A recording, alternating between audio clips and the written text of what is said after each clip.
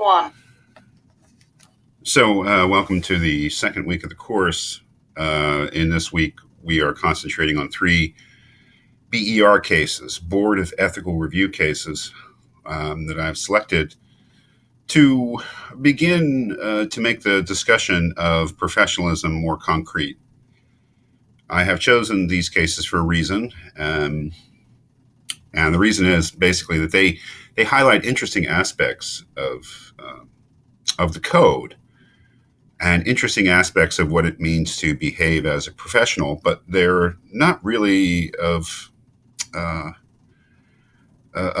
much importance, and that's the basis upon which I chose them. That is, we'll go into very quickly a really in-depth, I hope, discussion of the first canon of the NSPE code, which is a principle that can be found in almost every engineering code, and that is the whole paramount principle to put the safety, health, welfare of the public above all other considerations. And this is really the heart and soul of engineering ethics. But, it's not all of engineering ethics, and it's not all of what it means to be a professional. And in some respects, being a professional means taking things seriously that maybe aren't life and death situations in themselves. What I mean is, if you look at these 3 cases, I can't name them by number, but one of them has to do with sort of scamming a free trip, I would say, out of a prospective employer. The other one has to do with returning your phone calls and emails, and the third one has to do with publicly criticizing or casting aspersions on what other engineers do. None of those things are life and death situations. Right? None of those things rise to the importance of what's covered by the first canon, which is really life and death, right? For human beings, protecting the lives, the safety, the welfare of the public. None of these things rise to that level of importance, but that in a certain respect, that's what makes them interesting, because what we see is that the idea of being a professional, although it shouldn't be completely burdensome so that every aspect of your life you're thinking about how it reflects on your status as a professional, but it does bring up the notion, especially I like the one about returning phone calls or returning messages. This one here, a failure to respond to a client, case 05-3, which is really just a simple case of not getting back to somebody.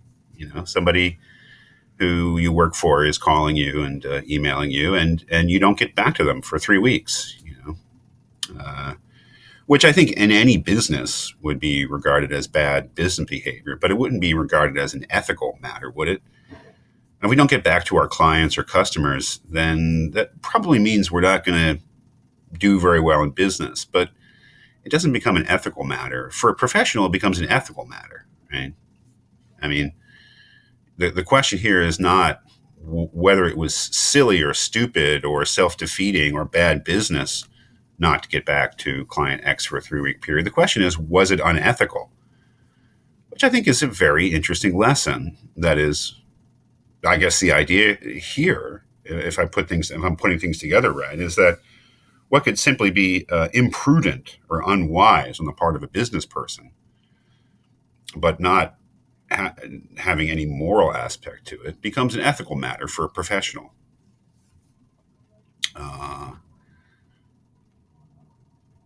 Also true is this. I think that's true also of this case, 01-10, expense paid trip by prospective employer. I mean, I'll ask you some questions about this. The students have had very differing feelings about this case over the years. I really like this case because it's about a young engineer, somebody who's in about your position, getting ready to start their career, who kind of, I would say, my take on it, takes advantage of a prospective employer to get a vacation trip in before they begin work. Again, if this was an MBA or somebody who was getting ready to enter into a non-professional position, one might regard it differently than somebody who is becoming a professional. And it's an interesting case. One may ask whether it's really important enough to devote so much time and attention to, considering the considerable lack of gravity or importance of the situation. But the BER here definitely wants to send a message about what it means to act as a professional. And one of the things it means is not taking advantage of situations, not acting like a kid, basically. It's really a call to be mature and thoughtful and ethical in matters that one may regard, in your former life as just opportunities to take advantage of. So it's a very interesting case, and the case about public statements, I think, is also extremely interesting because it brings up the idea of not only is a professional got responsibilities to his or her client, and the engineer has a responsibility to the public at large. One of the parts of being a professional is having special responsibility, I would say, particular and peculiar responsibility to other members of the profession, so that what one does and says with regard to other engineers takes on a particular importance.